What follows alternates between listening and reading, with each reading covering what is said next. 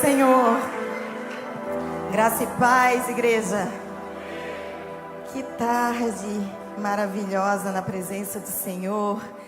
Que momento especial de ver a igreja do Senhor adorando aquele que merece, é o único que merece toda a honra, glória, louvor e adoração. Queria aproveitar que você está de pé, nós vamos fazer a leitura da passagem bíblica. Você abre aí a sua Bíblia no Evangelho de Jesus Cristo, segundo escreveu Lucas, no capítulo 5, a partir do verso 1. Lucas 5, a partir do verso 1.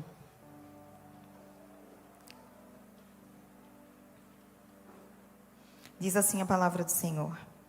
Aconteceu que, ao apertá-lo a multidão para ouvir a palavra de Deus, estava ele junto ao lago de Genezaré, e viu 2 barcos junto à praia do lago. Mas os pescadores, havendo desembarcado, lavavam as redes. Entrando em um dos barcos, que era o de Simão, pediu-lhe que o afastasse um pouco da praia, e assentando-se, ensinava do barco as multidões. Quando acabou de falar, disse a Simão: faze-te ao largo e lançai as vossas redes para pescar. Respondeu-lhe Simão: mestre, havendo trabalhado toda a noite, nada apanhamos, mas sob a tua palavra lançarei as redes. Isto fazendo, apanharam grande quantidade de peixes, e rompiam-se-lhes as redes.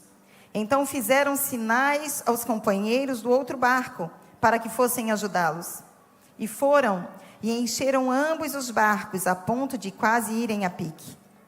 Vendo isto, Simão Pedro prostrou-se aos pés de Jesus, dizendo: Senhor, retira-te de mim, porque sou pecador. Pois à vista da pesca que fizeram, a admiração se apoderou dele e de todos os seus companheiros, bem como de Tiago e João, filhos de Zebedeu, que eram seus sócios. Disse Jesus a Simão: não temas, doravante serás pescador de homens. E arrastando eles os barcos sobre a praia, deixando tudo, o seguiram. Você pode se sentar.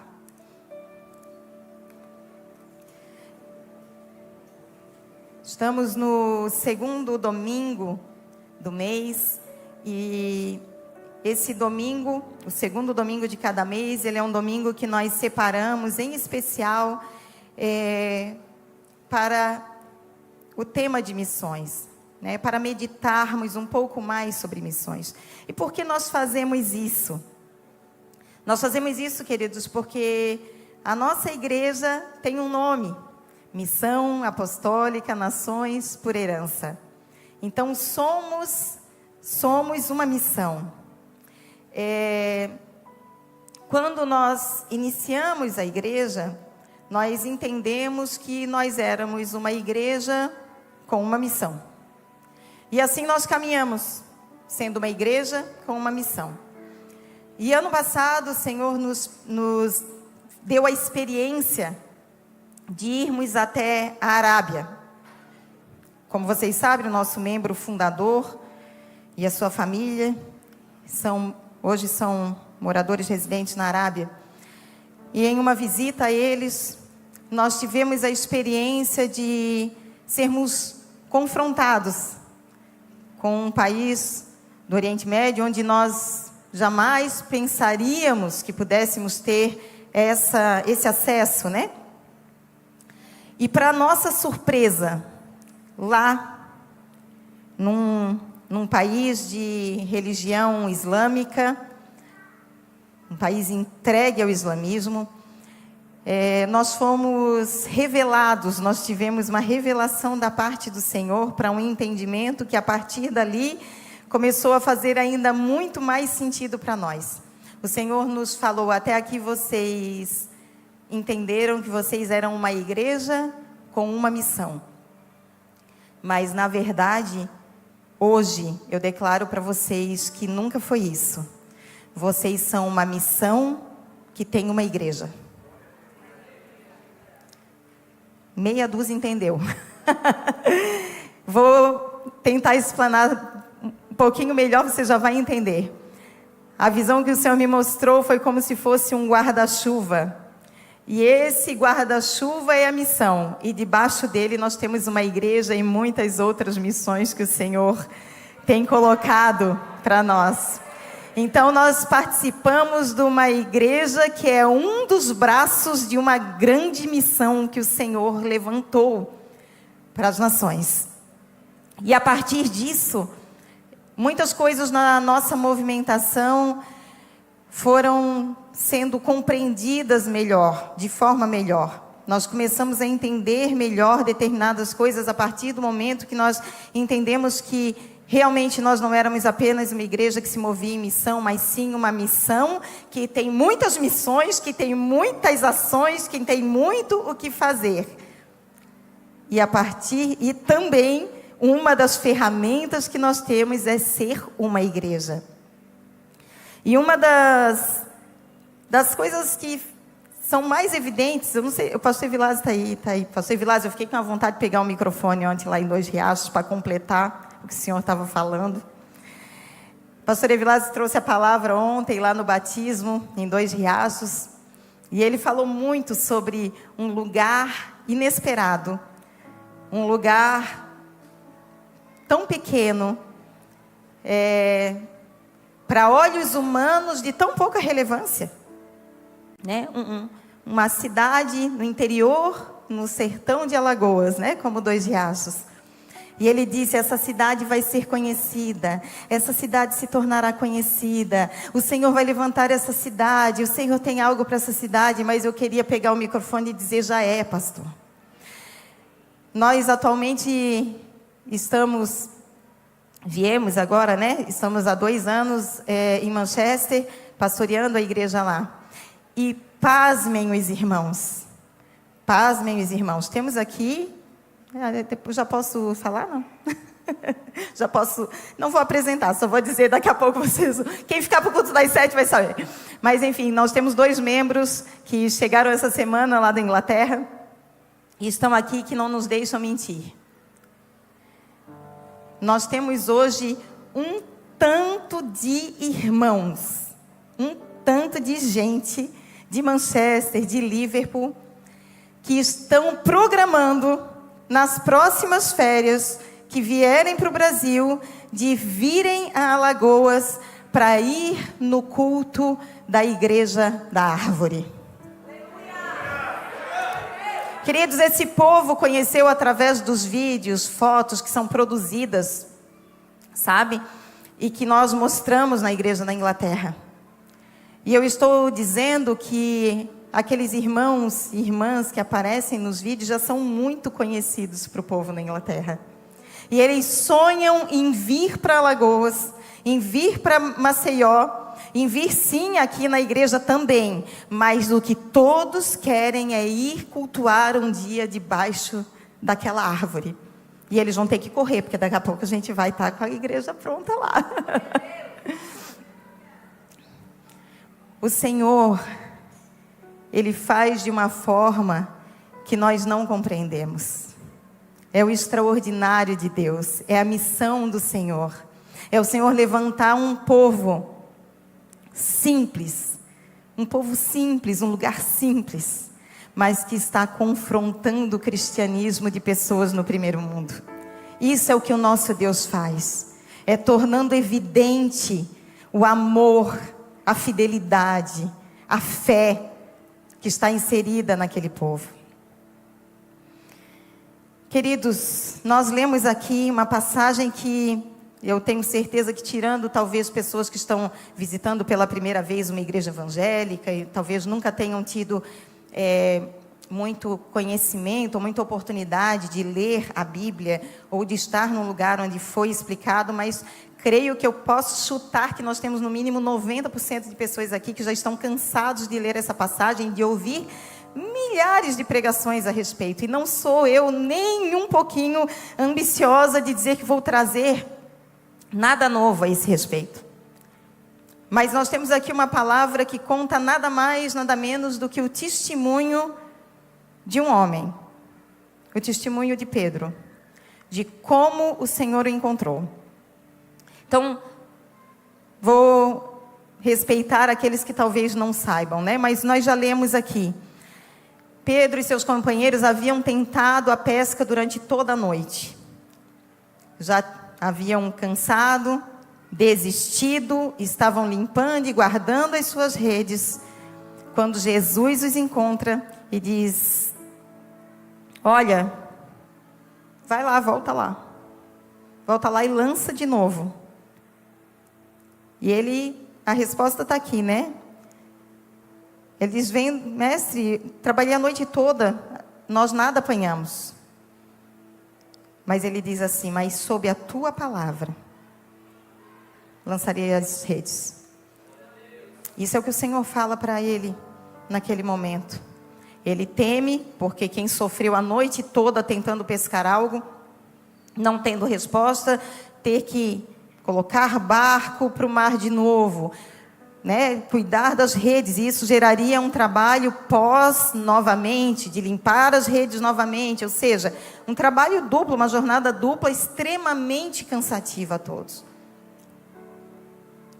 E como a passagem explica e muito bem, não precisa nem muitas explicações em cima do que já está lido, eles voltam, eles jogam as redes, lançam as redes e vem tanto peixe que quando Pedro vê, o barco está prestes a afundar. E ele tem que pedir socorro para outra embarcação. E a palavra diz que eles conseguiram, colocaram as redes para dentro do barco, e era muito peixe, e eles foram para a beira. E quando chegou diante de Jesus, Pedro, muito maravilhado, ele diz a palavra diz: vendo isto, Simão Pedro prostrou-se aos pés de Jesus, dizendo: Senhor, retira-te de mim, porque sou pecador. Pois à vista da pesca que fizeram, a admiração se apoderou dele e de todos os seus companheiros. E termina o último verso que nós lemos, o verso 11, diz assim, ó: e arrastando eles os barcos sobre a praia, deixando tudo, o seguiram. E é a partir daí que eu gostaria de conversar com vocês essa noite, de compartilhar aquilo que o Senhor colocou no meu coração essa noite, do deixando tudo. Nós temos ali um homem que não tinha nada, que se Jesus tivesse dito assim, ó: ô Pedro, me contaram, agorinha aqui, me contaram que vocês tentaram pescar a noite toda e não deu em nada, né? É, Jesus, é verdade, não deu em nada não. Vocês estão cansados dessa vida? Cansa, Jesus cansa, desanima, né? Desanima. A gente trabalhar e não ter resultado do esforço do trabalho, isso desanima muito, isso é muito cansativo. E se Jesus dissesse para ele naquele momento assim, ó: faz o seguinte, não tem nada a perder mesmo, bora. Vamos me seguir aí? Tem umas missões aí para vocês. Vamos, Pedro? Jesus levaria com ele, provavelmente, um homem frustrado, um homem cansado, um homem triste, um homem que, talvez, algumas caminhadas para frente, diria assim: eu estou aqui mesmo porque não deu em nada na minha vida. Nada deu certo. Nada deu certo. Por isso que eu estou aqui. Jesus não permitiu que fosse dessa forma. Jesus muda a história de Pedro. Ele manda eles voltarem para o barco e o milagre, a pesca maravilhosa acontece.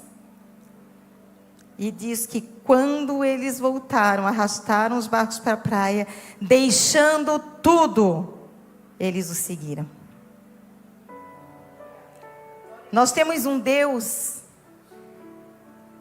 que para Ele só faz sentido nós o seguirmos se nós estivermos deixando coisas extremamente importantes para nós. Ele não é um Deus que quer que simplesmente Ele seja a única opção. Esse é o maior desafio. Ele não vai se deixar ser a única opção. Ele vai querer ser escolhido, porque sempre foi por uma escolha. Sempre foi pela obediência, sempre foi pelo sim. E, como eu já falei em algumas outras ministrações, queridos, trazendo para a nossa realidade, Pedro tinha, a partir daquela pesca maravilhosa, muitos motivos para não seguir a Jesus. Vamos combinar? O negócio dele explodiu. O negócio dele explodiu. Ele era pescador e ele tem uma pesca totalmente fora dos parâmetros normais. E ele, com certeza, querido, poderia ter aberto um negócio. Ele poderia ter aberto um canal no YouTube, Aprenda Comigo a Pescar. Ele poderia ter feito a campanha do barco.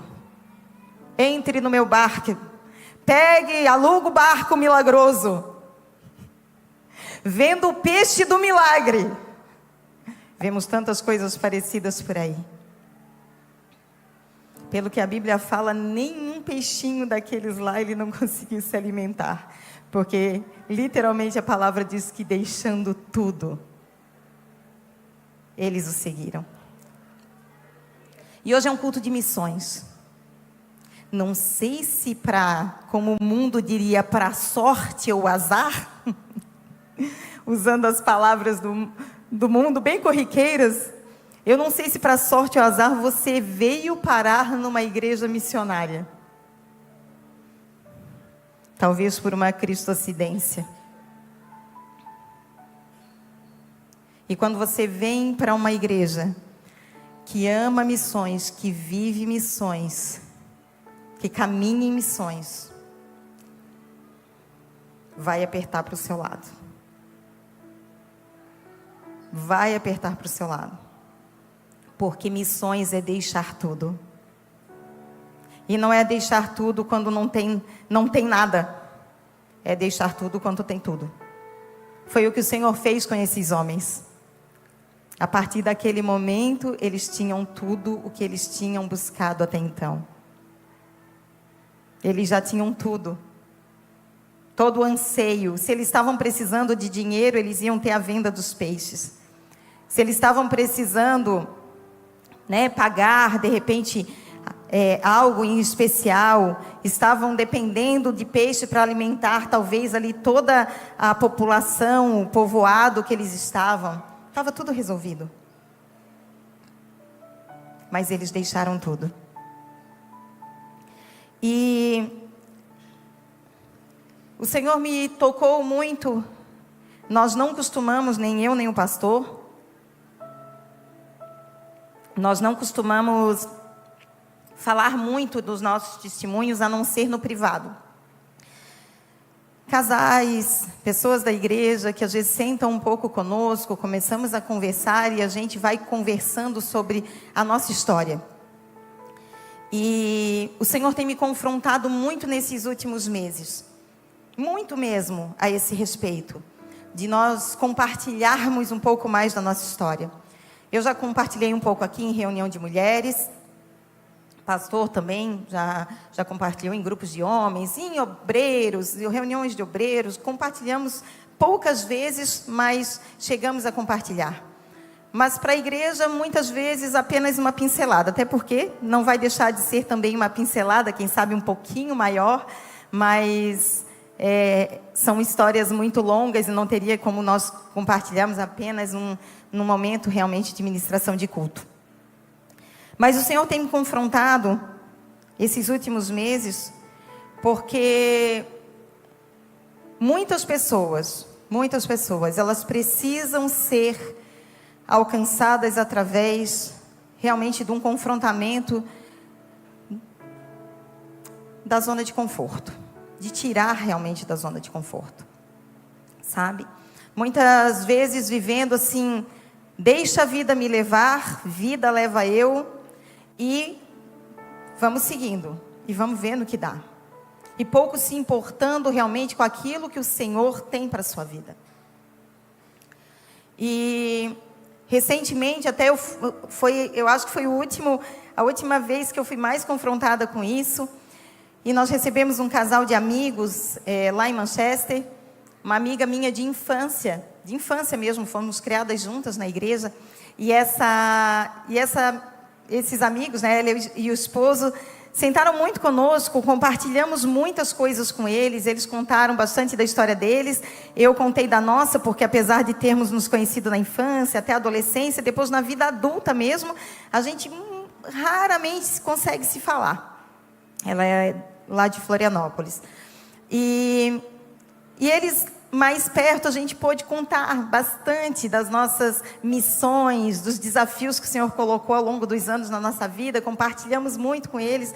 E quando nós fomos agora inaugurar a igreja lá da Pedra Branca, eles estavam lá. E o esposo dela veio me dizer que compartilhou com o grupo, que ele é responsável na igreja deles, responsável por ministrar um culto. E ele disse que as pessoas estavam muito curiosas de saber como tinha sido a experiência deles irem para lá, o que eles tinham sentido, como tinha sido. E ele compartilhou tanto a experiência deles, né, como com essa ida deles para lá, como ele também disse para mim assim: e pastor, eu compartilhei também os testemunhos que eu ouvi de vocês. Ele assim, e o resultado foi que na reunião que eu compartilhei, no culto que eu compartilhei, ao final, quando eu fiz o apelo, as pessoas estavam em prantos. Alguns se jogaram de rosto no chão, se perguntando o que estavam fazendo da vida até ali, e que ainda não estavam se movendo no propósito que Deus tinha para a vida delas. E eu, ao mesmo tempo, fiquei feliz e fiquei constrangida de, muitas vezes, não ter essa iniciativa realmente, sabe? De compartilharmos com a igreja determinadas coisas. E eu queria contar um pouco. É impossível contar tudo, vou para os pontos muito, até porque esse é um culto um pouquinho mais curto de horário. Mas eu vou tentar ser bem pontual naquilo que o Senhor tem me colocado. Nós casamos muito jovens, eu com 19 anos, o pastor recém tinha feito 20 anos, com 21 anos, o pastor já com 22, nós tivemos nosso filho mais velho, Gabriel, e nós fomos no ano 2000, 3 anos depois do casamento, nós fomos a primeira vez para a Inglaterra. Eu estava com 23 anos, eu e o pastor praticamente a mesma idade, nós temos poucos meses de diferença. E fomos para a Inglaterra pela primeira vez. Não entendemos nada do porquê que o Senhor nos levou para lá, até então. Até naquela época não fazia sentido algum. Lá nós permanecemos por 3 anos. Nessa época, tanto eu como pastores, eu e o pastor, nossa atuação não era como pastores, ainda éramos muito jovens. Nós éramos, por profissão e por ministério, nós éramos músicos, né? Tanto por profissão quanto por ministério, a nossa área era música. Então, trabalhávamos secularmente na música, dando aula, né? Preparando grupos em escolas, dando aula em escolas, tal, né? Uma vastidão aí de questões aí com a música. E também na igreja, né? O pastor como maestro de corais, maestro de orquestras. E a gente foi para a Inglaterra e nesse período lá, nós tivemos essa oportunidade de estar nessa área também dentro da igreja, exercendo o ministério na área da música. Nesse tempo, o pastor foi separado ao presbitério, nesse tempo que nós passamos lá de 2000 a 2003. Quando nós retornamos ao Brasil em 2003, eu fiz uma linha do tempo aqui, porque o pastor sabe, eu sou muito boa de datas, porém, fazer organizado é um pouquinho mais difícil. Quando nós voltamos em 2003, o Senhor um dia usou um pregador de fora da igreja que nós pertencíamos, lá no sul, nós somos de Florianópolis, E esse pregador, ele pegou o pastor, que depois de um concerto ali da orquestra tal, ele disse para o tio dele, ele foi numa sala particular e disse para o tio dele assim: eu não aguento mais, eu não aguento mais, eu não aguento mais. E porque depois de ter vivido 3 anos fora, com toda aquela intensidade, 3 anos fora do país, 10, 12 anos que você vive no seu país, e ele já estava cansado, e esse pregador da noite, quando ele voltou para o banco que ele sentou, o pregador disse assim, ó: ah, tu estás cansado? Estava com uma escuta. Estava com uma escuta lá na sala. Ele disse: ah, tu estás cansado? É. E ele começou a liberar uma palavra, e ali ele disse que nós atravessaríamos o oceano novamente. E isso era 2003. E se passaram 12 para 13 anos, até que essa palavra se cumpriu novamente. Foi um tempo de muito aprendizado no Brasil, muito crescimento, maturidade, tanto por idade quanto por experiência também, ministerialmente falando. E fomos para o ministério pastoral com o passar dos anos. E quando chegou em 2015, o Senhor realmente moveu muitas coisas. Não posso entrar nesses detalhes porque levaria muito tempo. E em 2015 o pastor foi chamado para dar um seminário de música em Londres. Ele se preparou para o seminário, nós conversamos em casa e eu disse para ele assim: não tens dúvida nenhuma de que tu não retornas, né? Ele, creio que seja isso, porque o Senhor falou que chegaria esse tempo. Então nós fizemos tudo o que precisava. Ele deixou uma procuração comigo, porque ele tinha emprego fixo. Ficaram os filhos, na época eu tinha a Camila com 7, o Juninho com 14 e Gabriel com 16 anos. E eu fiquei com os meninos e na nossa mente nós pensamos assim: Deus vai fazer um mover sobrenatural de alguma coisa lá que a gente não faz nem ideia. E aí, quem sabe em 1 mês, 2 meses, no máximo. Eu acho que a gente nem falava em 2 meses, para ser bem sincero. Eu devo estar indo com os meninos. Tinha condição nenhuma, zero. Ele tinha ganho dinheiro para o passaporte, ele tinha ganho, porque ele precisava renovar o passaporte, tinha ganho a passagem, ganhou tudo. Ele foi. E nós ficamos. E era muito legal se mover em fé naquele momento, porque a gente via a palavra do Senhor se cumprindo na nossa vida. Bom, né? Só que aquela expectativa que nós tínhamos de ser 3 meses, de ser 3 semanas, 5 semanas, 2 meses, ela foi passando. E veio 2 meses, e veio 3, e veio 4. E foi ficando cada dia mais difícil. E não tínhamos expectativa alguma. Até que certo dia, passado 3 meses e alguma coisa, o Senhor me deu um sonho. E nesse sonho tinha uma contagem. Eu me movi por fé e disse assim: Senhor, tu não declarasse o que é essa contagem, mas eu creio que o Senhor está me dizendo daqui quantos dias que nós vamos.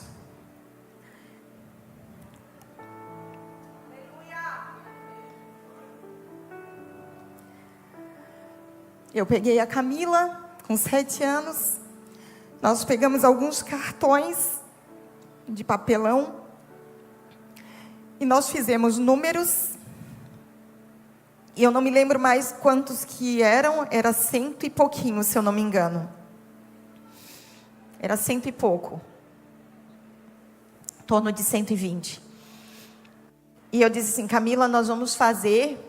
Era uma forma de entreter ela e de mover ela em fé.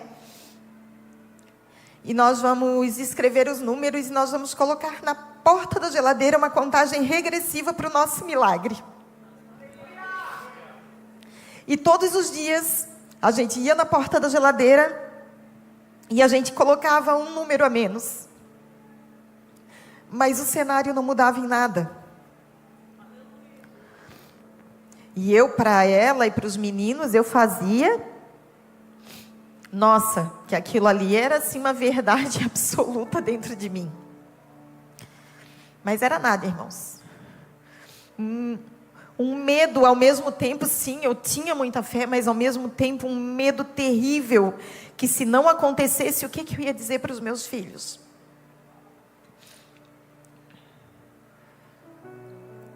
Gabriel ficou muito abalado emocionalmente. Não pedi permissão para ele, mas eu sei que ele não se importa como evangelista da casa e profeta do Senhor. Gabriel, quem conversa com o Gabriel bem de pertinho, vê que ele tem muitas marquinhas de espinha. Quando o pastor tinha saído do Brasil, o Gabriel era um adolescente que ele não tinha nem sequer uma espinha.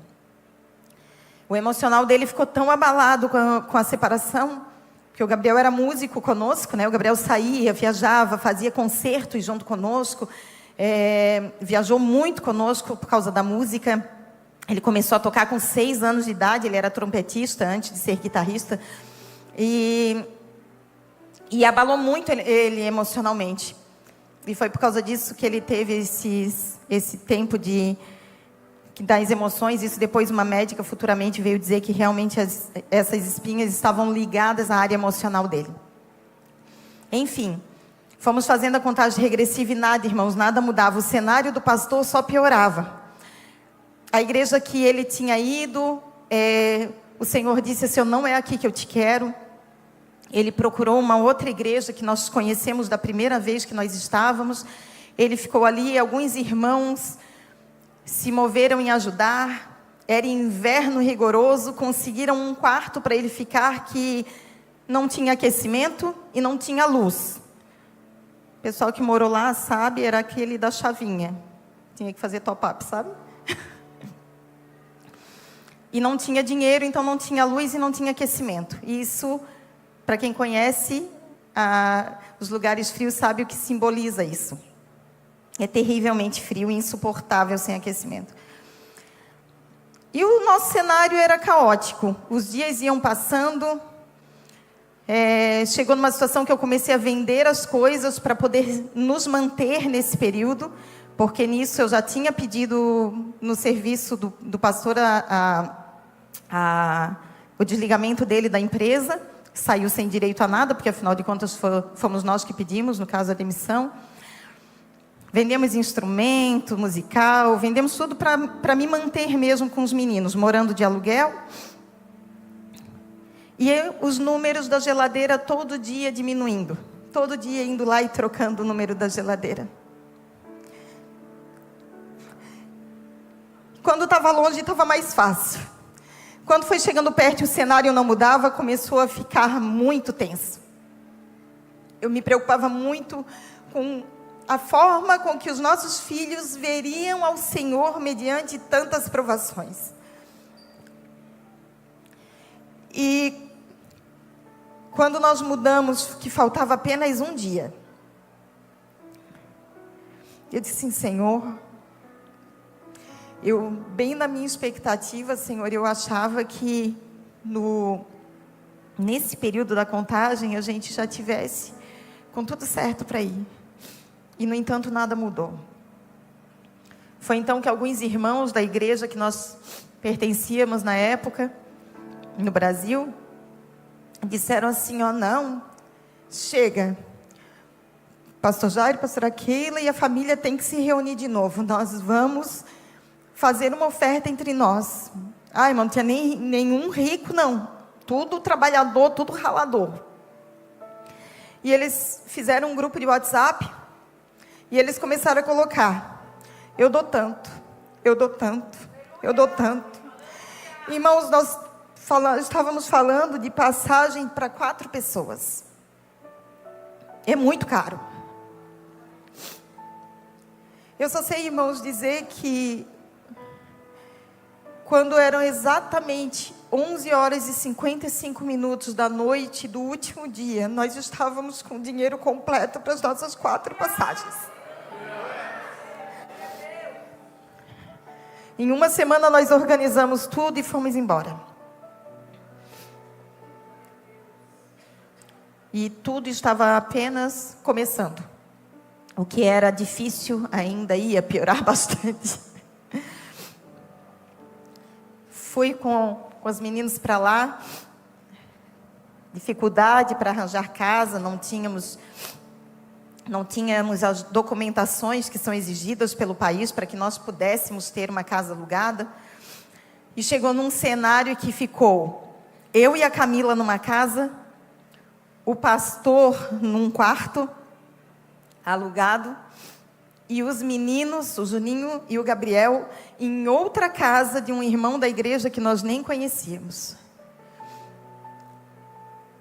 Ficamos assim creio que por umas 3 semanas mais ou menos. Uma situação bem complicada para nós. Os meninos que já estavam sentindo falta do pai, agora eles sentiam falta do pai, da mãe, da irmã, era o combo completo. E o Senhor abriu as portas para que nós conseguíssemos alugar uma casa. E a igreja, na época, essa igreja que a gente estava, fez toda a documentação para que nós pudéssemos ir para essa casa, cuidaram da documentação. No entanto, o tempo foi passando e o Senhor tinha me dado um sonho. Presta atenção nesse sonho. O Senhor me deu um sonho quando o pastor estava sozinho ainda na Inglaterra e eu estava no Brasil. Isso eu estou falando de novembro de 2015. Novembro de 2015.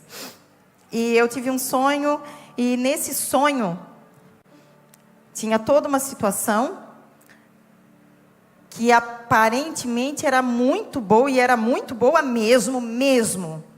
Era bom, não é só aparente não, até usei a palavra errada. Era uma coisa muito boa. Mas que o Senhor, no sonho, dizia assim: não. A resposta é não. Eu não entendi, fiquei pensando, provavelmente é algo que vai acontecer quando eu estiver na Inglaterra. Então, ok, passou o tempo, né? Isso foi em novembro de 2015, cheguei na Inglaterra em abril de 2016. Quando chegou no mês de julho, na minha mente é o mês de julho, não tenho absoluta certeza, mas deve ter sido julho, pela lógica dos passos aqui que eu relembrei. Um irmão da igreja chegou para mim e disse assim: Keila, nós éramos pastores, mas nessa igreja eles não reconheciam pastorado feminino, então era Keila mesmo. Aí ele assim: Keila, fiquei sabendo que você está precisando de trabalho. Eu assim: tô. Ele assim: então, tem uma pessoa que eu conheço que está precisando de alguém para fazer limpeza na casa, para cuidar das crianças, tal. Tem interesse? Eu assim: tenho, por favor. Aí ele assim: então tá bom, vou te passar o teu contato e vou passar o contato da fulana. Aí apontou para uma moça, que ela era uma visitante, sim, chegou aquela semana na igreja. Aí eu assim: ok. Passou uns dias, eu estava fazendo limpeza numa casa. Eu tinha alguns servicinhos que algumas pessoas às vezes me chamavam para fazer junto. E fazendo a limpeza numa casa, aí uma moça... Aí tocou meu telefone. Aí, do outro lado, uma pessoa falando assim: você é a Keila? Sim, sou eu. Ela assim: então, o fulano de tal me passou o teu contato. Na verdade, ele me passou o teu contato e me passou de outra pessoa. Já fiz a entrevista com a outra.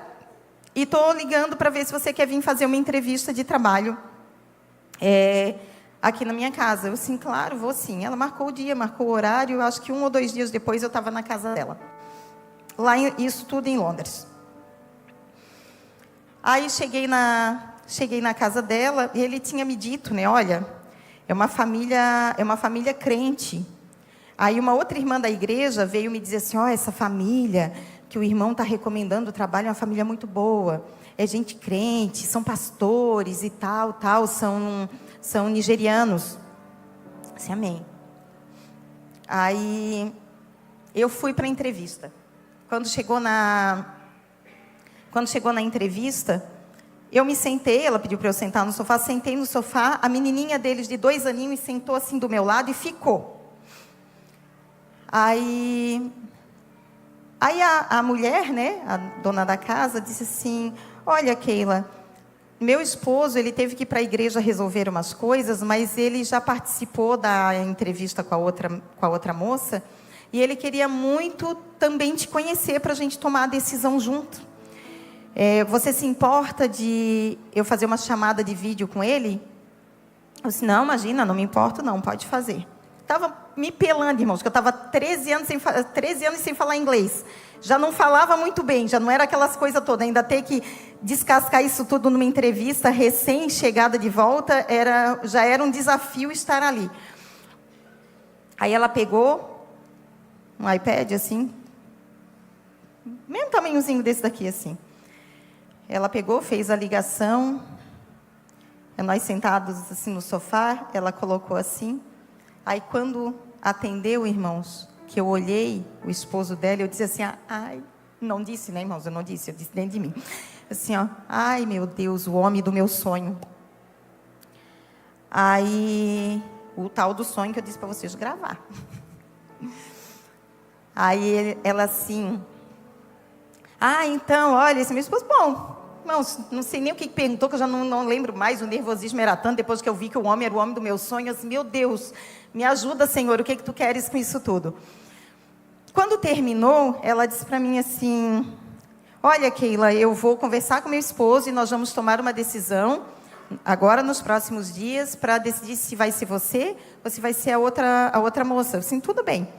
Aí ela assim, eu vou te levar na estação junto com a menina, a de 2 aninhos, e os outros 2 estavam na escola. Aí ela botou a menina no carrinho, e nós saímos assim pela rua conversando, era uma área bem tranquila, assim. E ela disse para mim assim, eu preciso compartilhar algo. Ela disse para mim, ela parou no meio da rua assim. Ela disse assim, o Espírito Santo falou comigo sobre você. Aí eu disse para ela assim, ele também falou comigo sobre vocês. Aí eu tinha que botar no plural, né, irmão, que eu não ia dizer assim, sonhei com o teu marido, né, até explicar a história longe. Eu também sonhei com você. O Espírito Santo também me falou algo sobre vocês. Ela assim, então me conta. Eu assim, eu não posso. Aí ela assim, eu vou contar o que ele me falou. Ela assim, eu estava indo tomar banho, e eu disse para o Espírito Santo assim, Espírito Santo, eu vou fazer as entrevistas essa semana, e direciona todas as coisas, e o Espírito Santo disse assim, ó, chama a Keila.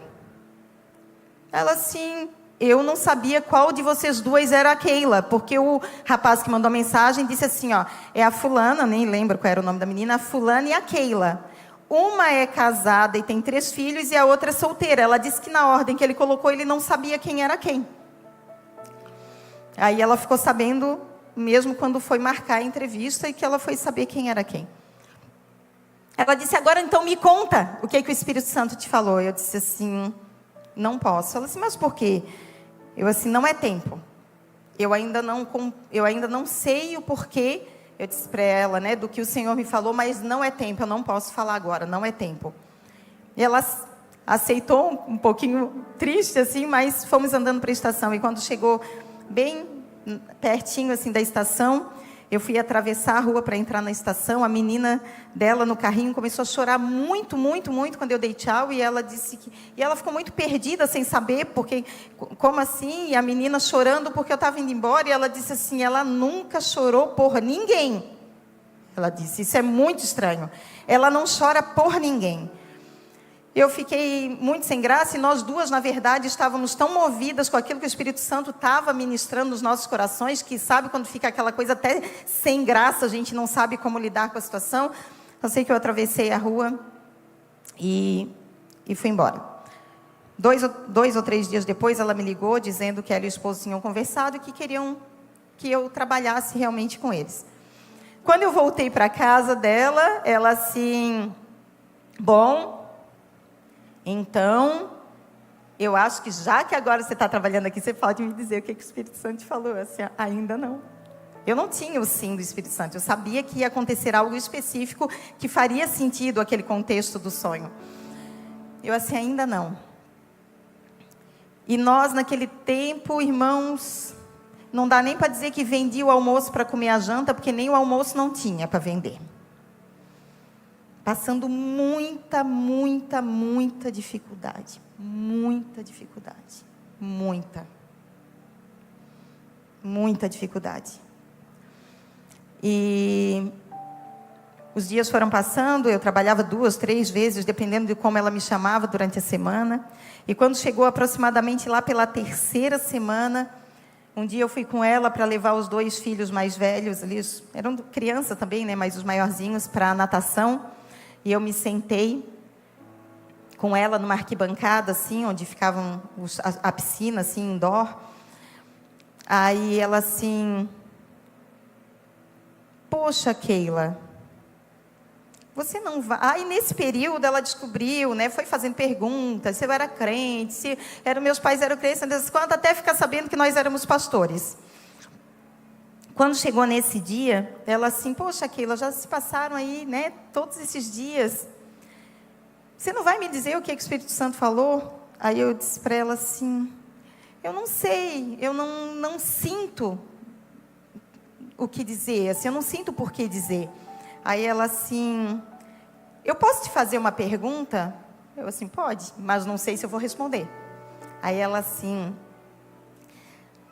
o sonho, que ela sabia que era um sonho. Ela assim, o teu sonho tinha uma resposta? Eu assim, tinha. Ela assim, qual era a resposta?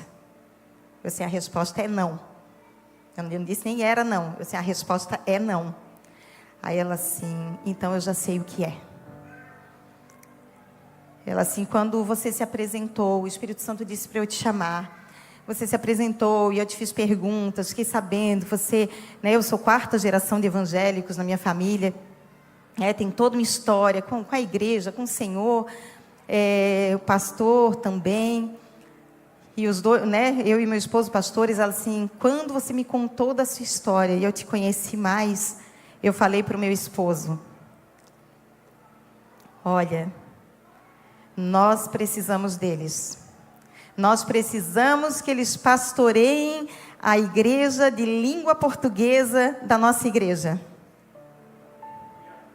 Irmãos, é porque a gente não pode expor por ética. Mas, irmão, nós assim, ó, capricha, pensa na igreja assim, capricha. Era uma igreja assim, de língua inglesa. Eu acredito que eles ainda continuam sendo considerada a maior igreja de língua inglesa da Inglaterra, do Reino Unido. 750 igrejas distribuídas no Reino Unido, é uma igreja gigante. Ela assim, e nós queríamos convidar vocês, porque anos atrás nós tínhamos um culto de língua portuguesa, e era um culto muito bom. Mas os pastores foram embora, e desde então nós ficamos sem pastores para cuidar. Aí, irmão, parece até que é palhaçada do Espírito Santo, né? A gente vivendo aquela miséria que a gente estava vivendo. Precisando de documentação no país. Precisando de tudo que a gente estava precisando. E eu tive que dizer para ela que não. Precisei dizer para ela que não. E disse que não. E tocamos o barco a partir dali. Continuei trabalhando por algum tempo ainda para a família. Ele já era o pastor que estava cuidando à frente da igreja, mas ele era filho do pastor sênior. E passou o tempo, irmãos, como diz hoje em dia, dali para frente, só para trás.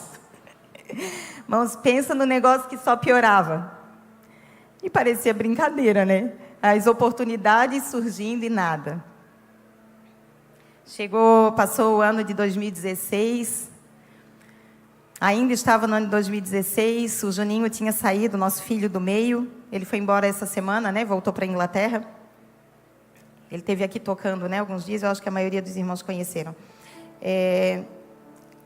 O Juninho saiu do Brasil com o diagnóstico de fazer uma segunda cirurgia, que ele já tinha a primeira cirurgia no Brasil, de uma doença auditiva bastante grave. E chegando lá, ele já foi recomendado também para fazer cirurgia. Nós estávamos aguardando que chegasse o tempo da cirurgia dele. E eu fazia faxina numa casa que era de um casal homossexual, brasileiros, e eu fazia limpeza na casa deles, e sempre que eu limpava a casa deles, eu via que embaixo da cama tinha um teclado, e aquele teclado nunca saía debaixo da cama. Então eu cheguei à conclusão que eles não usavam, porque realmente toda a vida que eu limpava estava lá do mesmo jeito, inclusive era eu que limpava o teclado, que eu ficava com pena, né? Como musicista, eu ficava com pena do instrumento estar assim parado e tal. E o Juninho, nesse tempo, quando a gente foi para a Inglaterra, ele começou a pegar gosto pelo teclado, ele não teve aula, nada, mas ele tinha começado na igreja a fazer umas notinhas, enquanto o pastor ensaiava o coral, ele ficava lá mexendo no teclado, fazendo umas notinhas. E quando chegava em casa, o Juninho pegava o notebook do pastor, e ele descobriu, num aplicativo, não é aplicativo, mas enfim, num site, que quais teclas eram quais notas. Então ele pegava no note e ele fazia os acordes no teclado do notebook com o som que saía do notebook imitando o teclado. E para mim e para o pastor, aquilo ali era uma faca enfiada no nosso peito.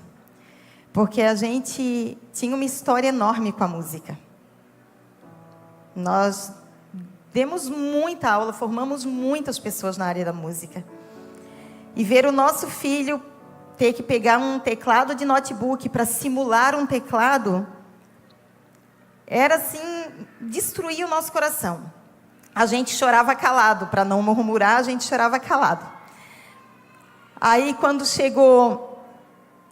eu estava trabalhando nessa casa, o Juninho fez a dia dele, estava lá com a cabeça toda enfaixada, para vocês terem noção da gravidade. Nessa cirurgia, ele passou 8 horas dentro do centro cirúrgico.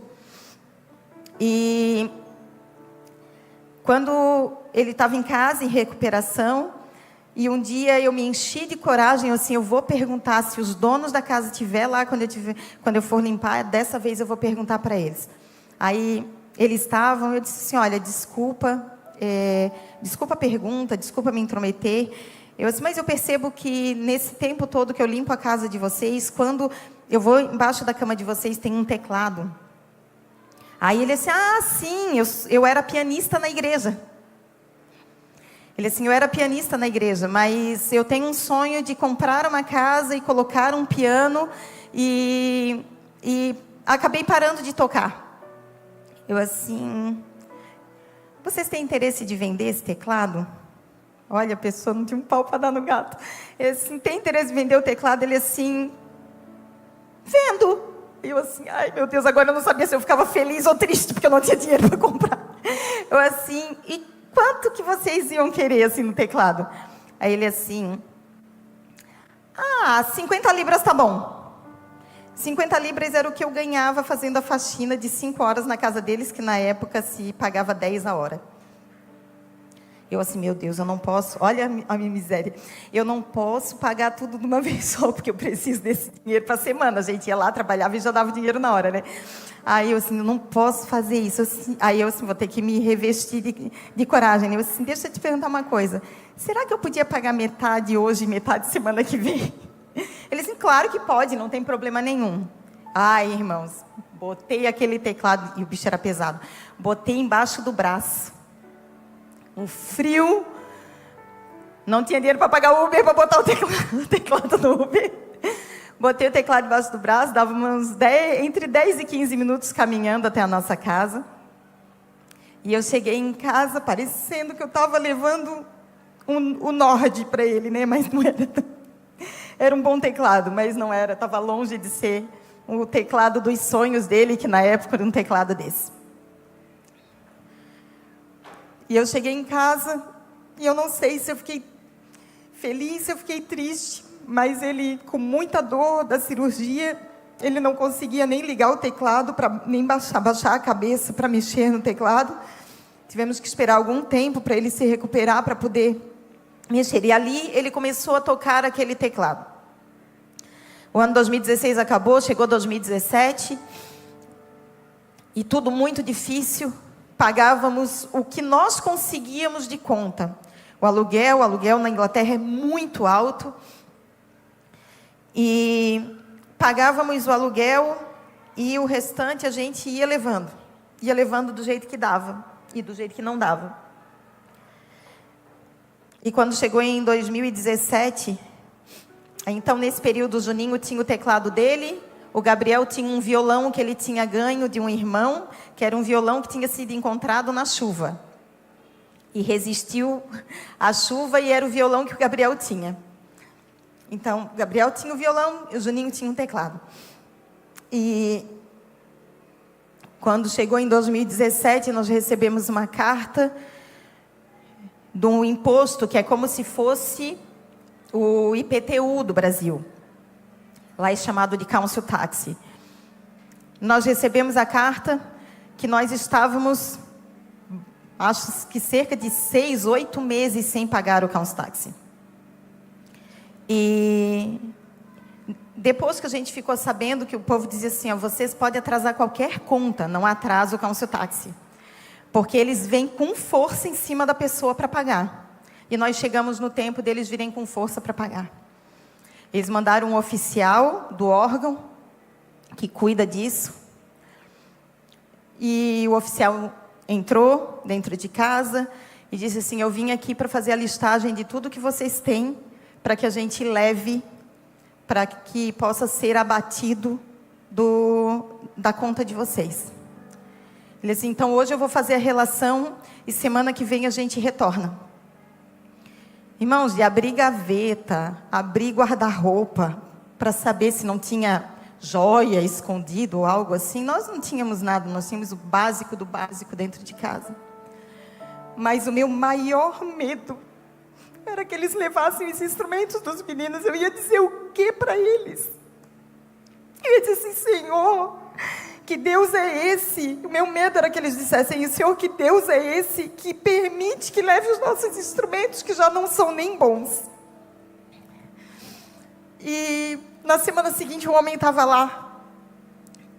E nós não tínhamos ainda conseguido, nós estávamos esperando um dinheiro que era menos da metade do valor, mas que tinha que entrar na conta ainda.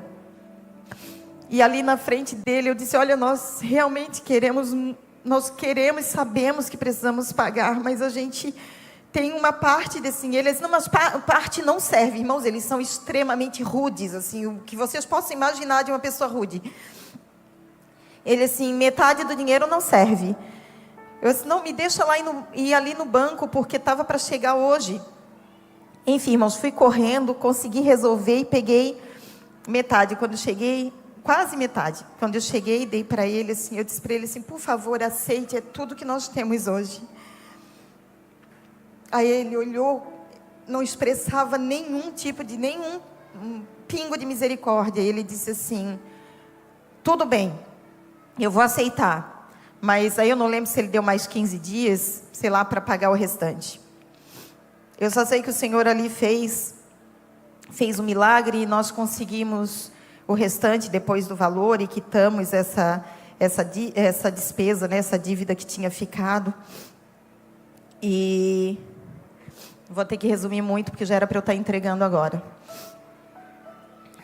Mas terminou 2017, 2018, graças a Deus nós estávamos com as contas pagas, mas ainda vivendo com bastante dificuldade, mas com tudo pago.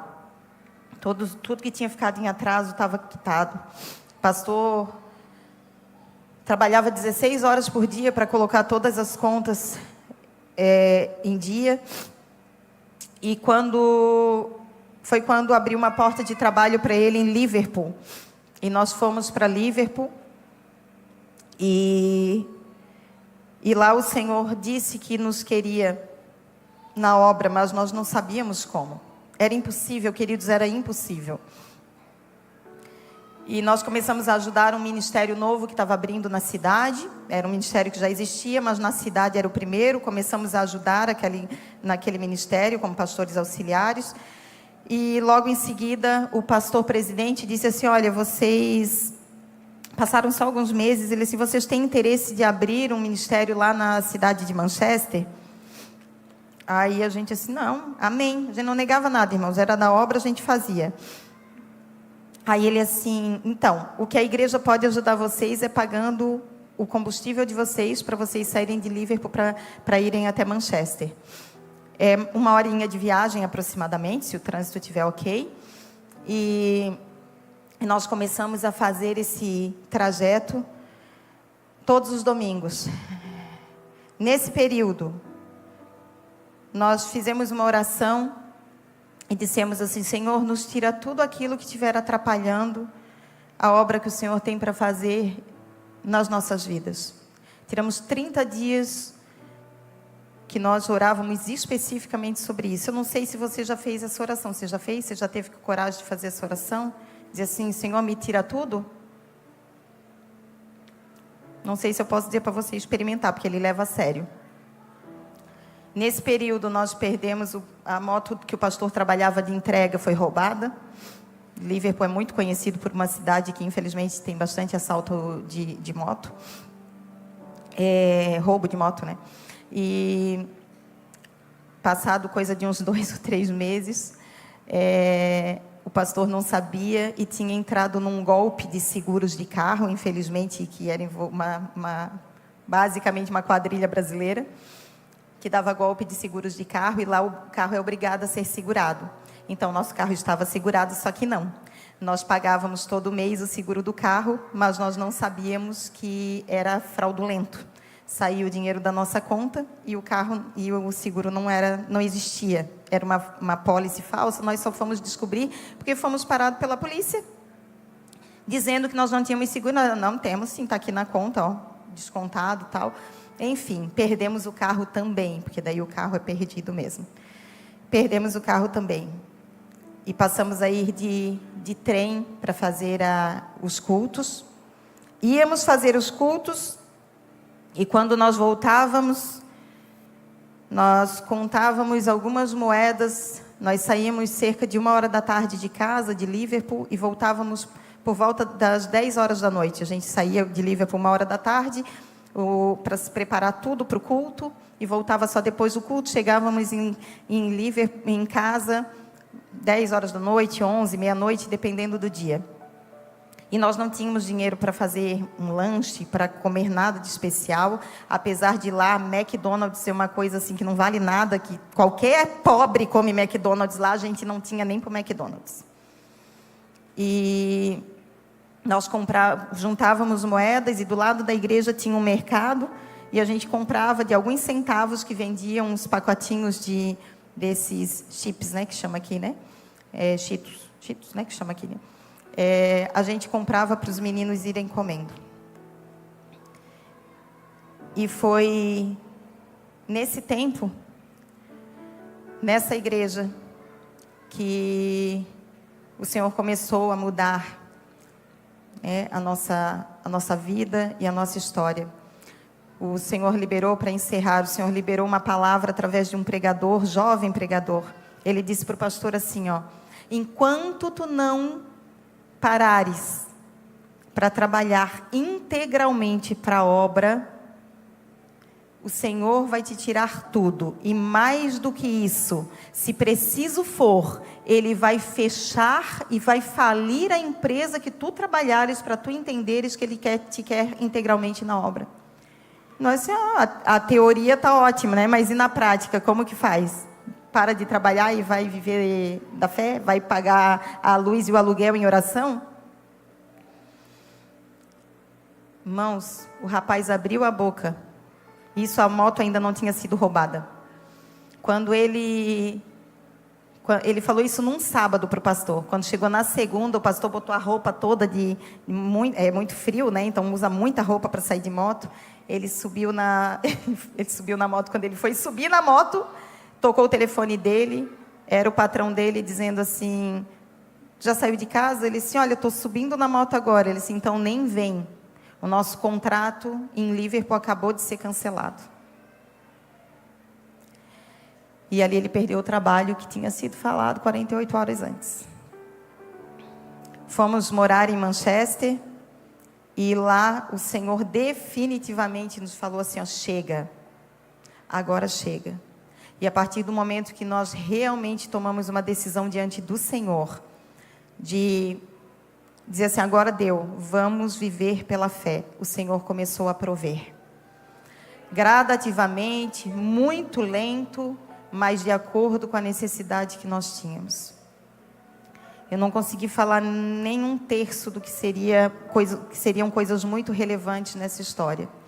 Mas eu tenho que encerrar aqui por causa do horário. E eu queria ler algo que eu anotei aqui a respeito do chamado, que diz assim, ó. O chamado não tem a ver com o quanto você tem para dar, nem sobre o quanto Deus tem para te dar. É sobre o que você está disposto a deixar.